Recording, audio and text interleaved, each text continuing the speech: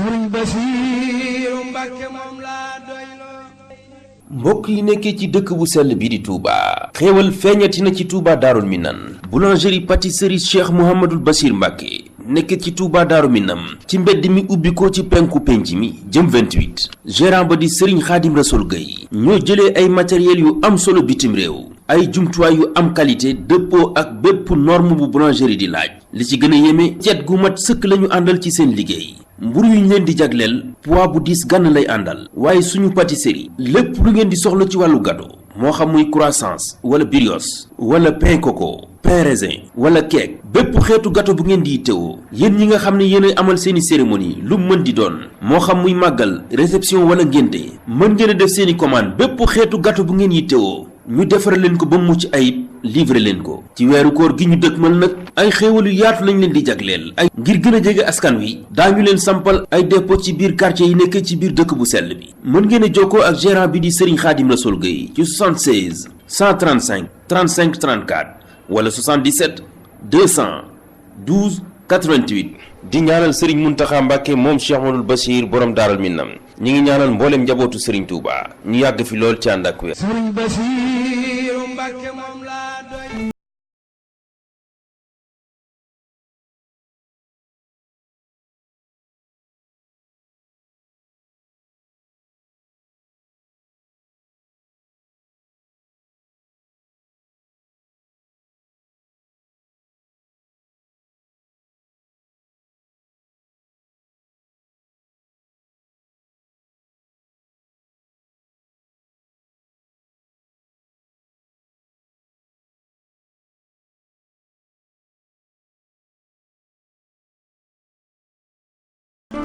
fanweeri fan yi ma sëkk si laa koy woore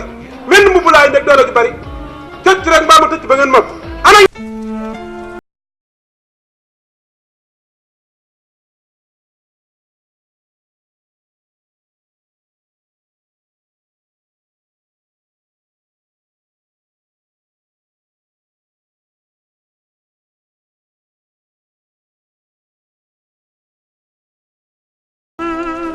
sama doom jële nekk fële bu ñëwee bu sa jàmm Mor Diouf laay woo ni mu def kër gii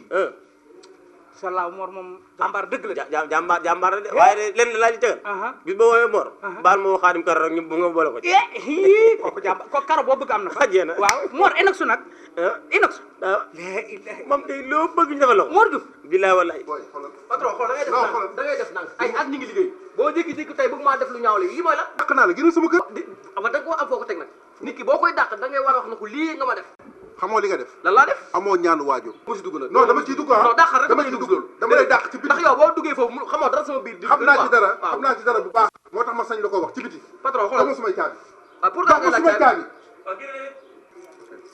so jërëjëf waaw da ngay def nang ci biti da ngay def nang quoi da ngay def nang maa mbir mi du noonu quoi doo xaar doo bu ko xaar loo koy kii baal mu dem rek na dem rek ñaar la ñuy def quoi ñàkk jom bay bëgg a dee ñàkk fay ci rusel gi doo xaar doo ko dama ko yàgg bañ dama ko yàgg kii lekk rek la liggéey jigéen luñ teg mënu ko fa fekk ndogu li kon da ngeen di ngaa ñaanal nii ñun nga suñu néew ci ne ko di yàlla kii moom mel ni góom bu bees dogalub yàlla nag la la cay noppal mu neex la ta nga ànd ca mooy mu neex la ta nga ànd ca nañuy muñalante sikk yi ndax ku sikkitee ànd ak nit doo ànd ak kenn ndax koo xool ci moom sikk gis ko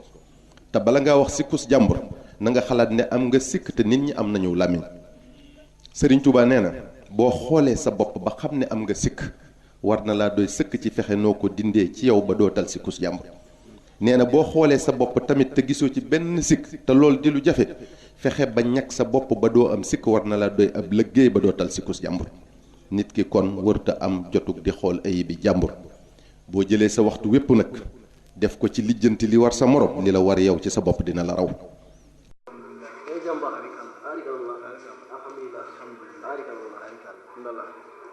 ñëw naa ginnaaw bi alhamdulilah maa ngi jàmm ba sant bu baax naka liggéey bi sant si alhamdulilah seet naa say mbir bu baax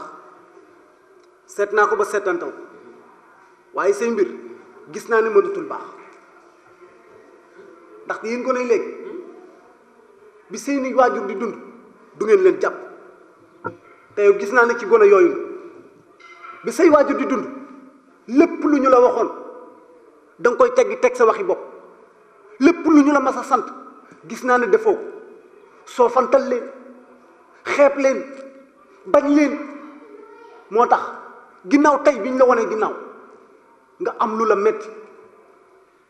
gis naa ne say mbir mënatul baax mukk ni ngay def mooy ginnaaw dëddu nanu la nga jóg lépp lu di ñaan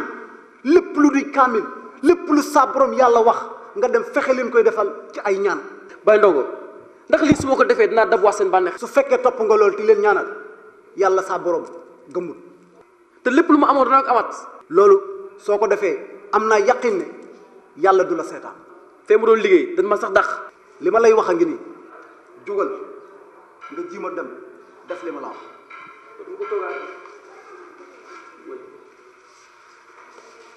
nii da ngeen di nekk ci àdduna seeni waajur di dund mënu leen a jox cër bu baax mënu leen a toppatoo lépp lu ñu leen wax ngeen tegg ko teg ca leneen waaye conséquences yaa ngi noonu. nit ñi léegi dañuy rawante ci mbon ku yées moroomam nga ne kii sunu jamono ji képp ku lu baax ñor tiit nga ci waaru nga ci jaaxle nga ci. nga juddoo ba léegi aw ma benn bis boo xam ne rek am naa ko mbégte ci yow mënuma laa digal lu ma loo ma defal mënuma laa tere nga bàyyi tàngal nga sama xol bi torop wóor na yàlla sama xol bi nii mu tàngee ci yow bis bu la ko yàlla fayee duma la yéene loolu mukk. ñàkk kilifa gi ci nit ñi matadi gi ci kilifa yi réer gi ci ndaw ñeeg jigéen ñi sàggan gi ci waajur yi ñàkk sago ci poñatum àdduna tax na kilifa jaay ngorom ñàkk darajaam kenn tegatu ko fenn.